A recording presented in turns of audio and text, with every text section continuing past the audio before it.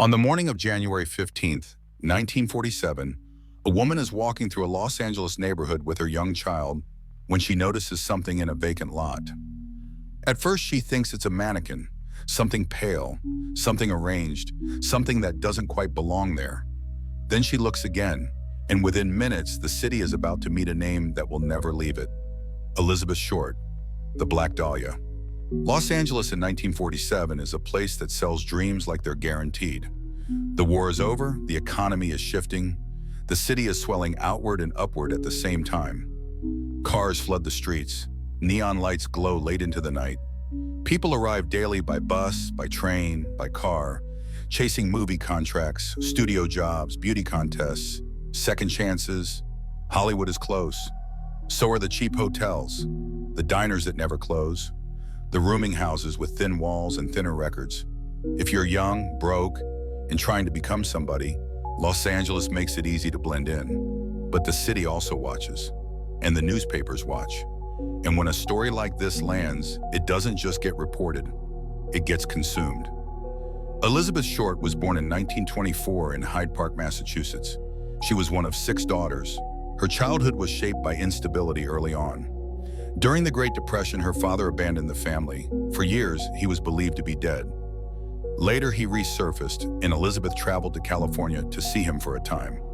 That reunion did not last. Elizabeth moved between places often: Massachusetts, Florida, California.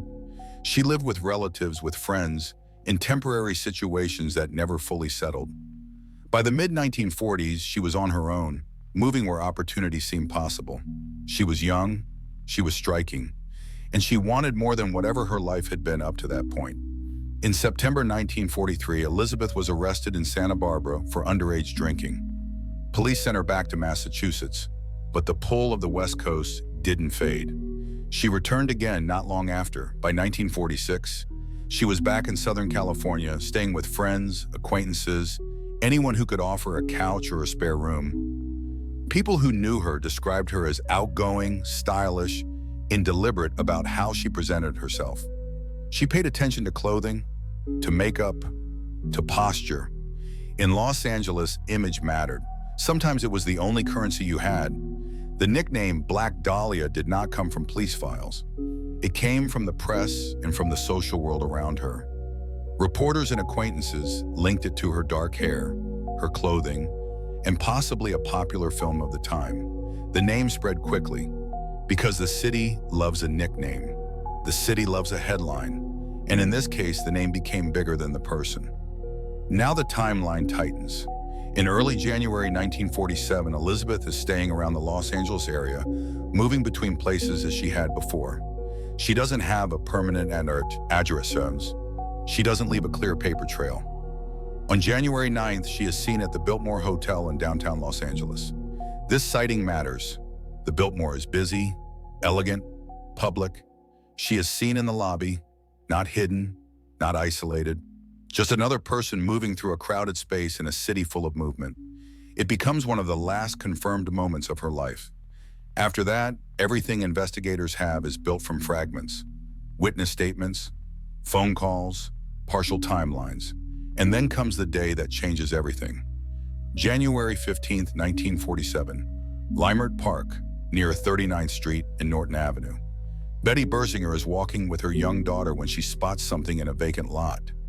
It looks artificial at first, pale still, arranged in a way that doesn't match how bodies are usually found. This is a residential neighborhood, the kind of place where kids play, where people walk dogs, where nothing like this is supposed to happen.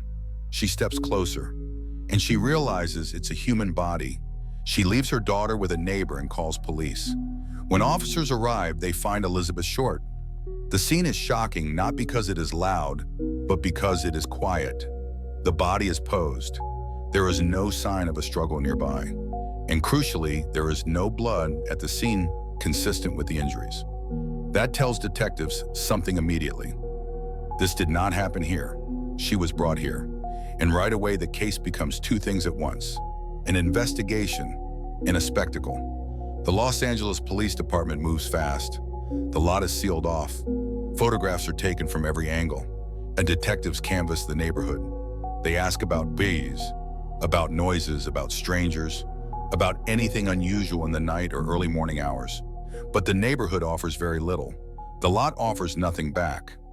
Identification comes quickly because Elizabeth Short's fingerprints are on file from her 1943 arrest.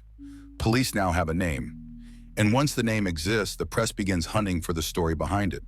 Reporters contact friends, acquaintances, former employers, family members. They map her movements. They fill in gaps with speculation. They build a narrative that is louder, darker, and more dramatic than the confirmed facts allow. And as the story grows, tips flood in. Some are credible, many are not. Detectives still have to follow them all. Then something happens that shifts the case entirely. On January 24, 1947, the Los Angeles Examiner receives a package. Inside are Elizabeth Short's personal items, documents, identification, belongings that confirm the sender had access to her property. Everything has been cleaned. It's not just contact, it's intention. More letters follow, notes referencing the case, teasing police, controlling the pace of fear. The sender uses the newspapers as a stage, and the papers publish. The public panics. Now detectives have two jobs: find who unalived Elizabeth Short, and separate real leads from performance. The LAPD assigns significant resources. Medical examination establishes key points about timing and handling of the body. It reinforces the idea that whoever did this had privacy, time, and control. This was not rushed. This was not accidental. And the placement matters. Leaving the body in an open lot, positioned to be discovered in daylight, feels deliberate. A choice to shock, a choice to be seen, a choice to force the city to look. And it works. People call in constantly. I saw her at a bar. She stayed with me. She was with a man. Stories overlap, timelines conflict, memory becomes unreliable. And as weeks turn into months, the case grows colder even as public interest burns hotter. Suspects emerge, many of them. Men are questioned, followed, cleared. Some confess falsely. Some become long-term persons of interest. None are charged. Evidence degrades.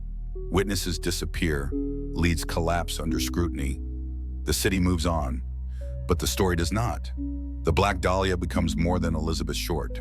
It becomes a symbol of Hollywood darkness, of ambition meeting anonymity, of how a person can arrive in a city chasing a future and vanish into a myth the city never releases. The case is never solved. What remains are police files filled with crossed-out names, newspaper clippings that shape public memory, photographs that still unsettle, and a young woman whose life became legend not because of what she did, but because of what was done to her. Elizabeth Short was never given justice, and that unanswered ending is why the story is still told.